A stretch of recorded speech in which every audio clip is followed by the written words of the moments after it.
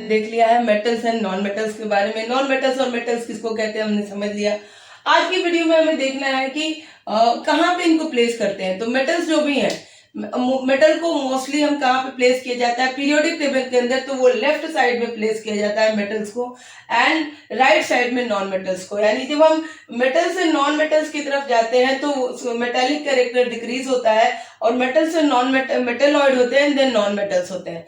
Group 13 जो है, group 13 में मेटल्स पाए जाते हैं सारे के सारे एक्सेप्ट बोरोन। तो ये क्वेश्चन आ सकता है, इसीलिए इसको याद रखना है।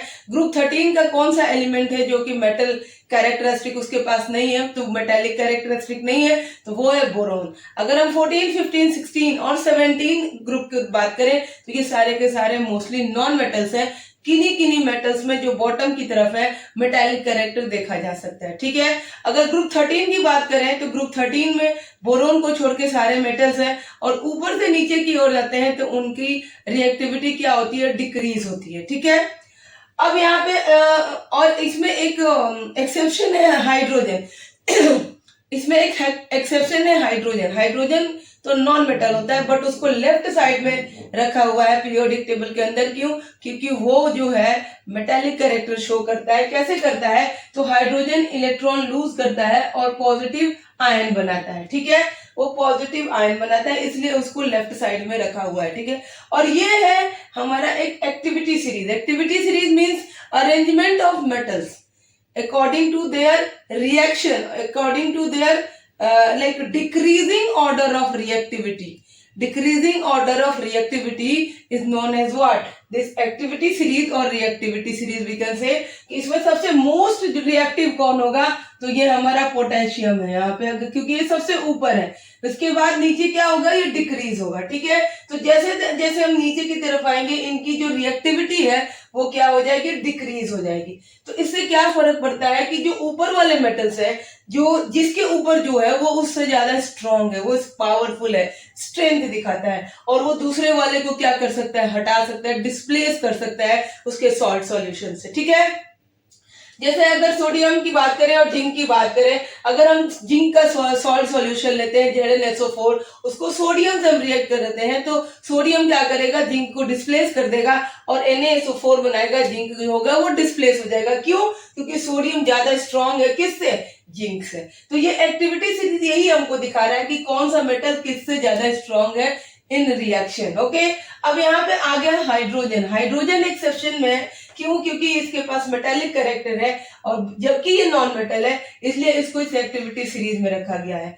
यानी हाइड्रोजन को डिस्प्लेस ये ऊपर से जो sodium, potassium, calcium, magnesium, aluminium, zinc और आयरन और लेड कर सकते हैं इसको डिस्प्लेस, बट हाइड्रोजन के नीचे वाले मेटल हाइड्रोजन को डिस्प्लेस नहीं कर सकते हैं। ठीक है, अब जो कॉपर है, कॉपर के नीचे के जो मेटल है दे डू नॉट रस्ट इजिली। क्यों? क्योंकि ये नॉन रिएक्टिव टाइप हो जाते हैं, इनॉर्ट टाइप हो जाते हैं। इनमें से जैसे हम अगर बात करें तो गोल्ड जो है या प्लेटिनम, इनको हम ऐसे भी क्या नोबल मेटल के नाम से जानते हैं, because they don't react, they don't get rust. ठीक है, रस्टेड। उसी तरह से सिल्वर भी है और मर्क्यूरी भी है।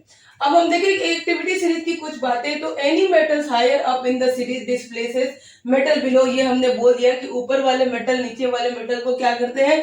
डिस्प्लेस करते हैं। Now oxides of potassium, sodium, calcium, magnesium and aluminium can not be reduce. ये रिड्यूस नहीं हो सकते हैं किससे?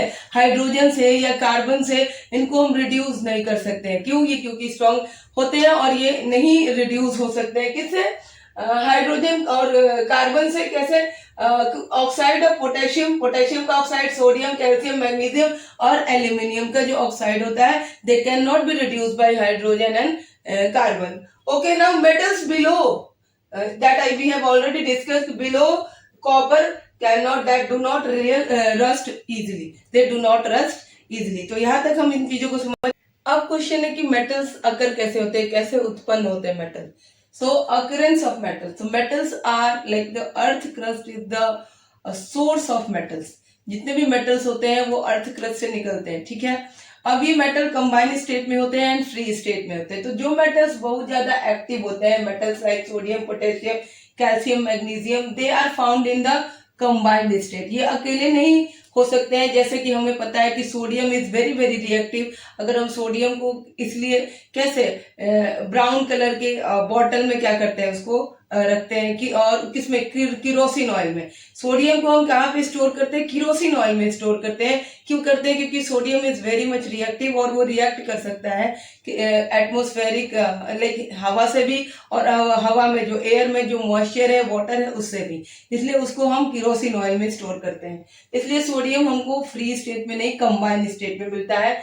और ऐसे ही नॉन एक्टिव मेटल्स जैसे gold and platinum, they are non reactive and they are found in free state. इनको हम ऐसे अर्थ क्रस्ट में गोल्ड एंड प्लेटिनम हमें मिल जाता है। पर सोडियम, पोटेशियम, मैग्नीशियम अगर हम खोजें तो वो नहीं होगा, क्योंकि वो कंबाइंड स्टेट में होगा। तो वो कैसे मिलेगा?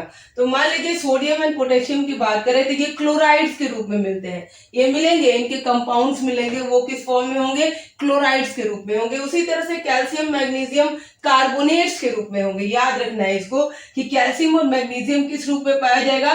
तो ये पाया जाएगा कार्बोनेट्स के रूप में, किसी भी तरह के कार्बोनेट्स की, जिसको आगे हम डिस्कस करने वाले हैं। एल्यूमिनियम जो होगा, एल्यूमिनियम का ऑक्साइड्स मिलेगा। ये अपने ऑक्साइड के रूप में निकलता है, मिलता है अर्थ क्रस्ट में। और जो अगर जिंक की बात करें, लेड की बात करें, कॉपर और मरकरी की बात करें, कॉपर, मरकरी एंड अगर हम सिल्वर की बात करें तो they are found in the form of sulphides. तो याद रखना है कि सोडियम, पोटेशियम क्लोराइड के रूप में, कैल्शियम, मैग्नीशियम कार्बोनेट्स के रूप में, एल्यूमिनियम ऑक्साइड्स के रूप में, and zinc, lead, copper, mercury and silver, they are found in the form of sulphides. तो इस तरह से मेटल्स, जो कि अगर इसी के बेस पे जो एक्टिविटी सीरीज है वो बनी हुई है। ऊपर वाले मेटल्स बहुत ज्यादा एक्टिव है, तो they are found in the what? They are found in the combined state. इस तरह से वो मिलेंगे। और जो नीचे के मेटल है, जो नॉन रिएक्टिव है, वो हमें फ्री स्टेट में भी मिलेंगे, नेटिव स्टेट में मिलेंगे। तो ये एक्टिविटी सीरीज हमको ये भी दिखाता है कि कौन से मेटल जो है वो हमें नेटिव स्टेट में मिल रहे हैं और कौन से कंबाइंड स्टेट में मिल रहे हैं। तो अब हम बात करें मिनरल्स एंड ओर्स की। क्या होते हैं मिनरल्स एंड ओर्स? तो minerals are the naturally occurring compounds of metals which are generally mixed with other substances. तो मिनरल्स, जो अभी मैंने बोला कि जो हमारे मेटल्स हैं वो कंबाइंड स्टेट में होते हैं, तो वो किस फॉर्म में? मिनरल्स के फॉर्म में भी होंगे। वो जो हमारे अर्थ क्रस्ट से निकलेंगे तो ऐसे ही नहीं निकलेंगे, वो किस फॉर्म में होंगे? मिनरल्स के फॉर्म में होंगे। मिनरल्स क्या होता है? तो ये कंपाउंड होता है जिसमें मेटल्स होते हैं, यानी कि दूसरे सब्सटेंस के साथ वो मेटल कंबाइन होता है और वो कंपाउंड बनाता है, उसको हम मिनरल्स कहते हैं। और ये मिक्स होते हैं दूसरे सब्सटेंस। दूसरा सब्सटेंस क्या है? तो दूसरा सब्सटेंस में soil, mud, silica, sand and limestone और भी कुछ आ सकते हैं। यानी फिर से देखिए, minerals are the naturally occurring compounds. ये नेचुरली अकरिंग कंपाउंड है, इनको बनाया नहीं जाता है of metals. They are the compound of metal which are occurring naturally, which are occurred naturally, and they are mixed with other substances. What are the substances? Soil, mud, silica, sand and limestone.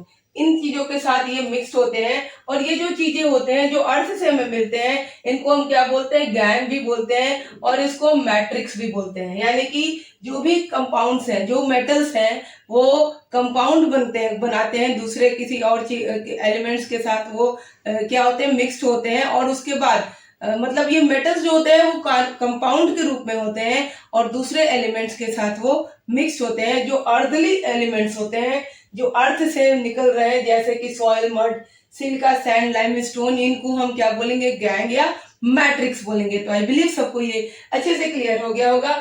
अब हो गया बात ores का। तो ores क्या होता है? तो अभी मिनरल्स जो होते हैं वो ओर्स के फॉर्म में मिलते हैं। यानी कि ores are those from which minerals are extracted. यानी ओर्स क्या हो गया? अभी इन सब चीजों को एक साथ मिला के निकल रहा है, उसको हम क्या कहेंगे? ओर्स कहेंगे। तो ओर्स से हम क्या निकालेंगे? मिनरल्स निकालेंगे और उस मिनरल से हम कोई मेटल्स को निकालेंगे, कोई मेटल को निकालेंगे। यानी कि हर ओर जो होगा, दैट इज नॉट नेसेसरी कि वो मिनरल होगा, but all the minerals are what? Ore. क्योंकि जो मिनरल्स है वो ओर से ही निकलेंगे। यानी ores are those substances from which the minerals are extracted, जहां से मिनरल्स को हम क्या करते हैं? सेपरेट करते हैं। तो आज की वीडियो में बस इतना ही। हमने बहुत सारी चीजों को देखा, मेटल, उनके रिएक्टिविटी सीरीज को पहचाना।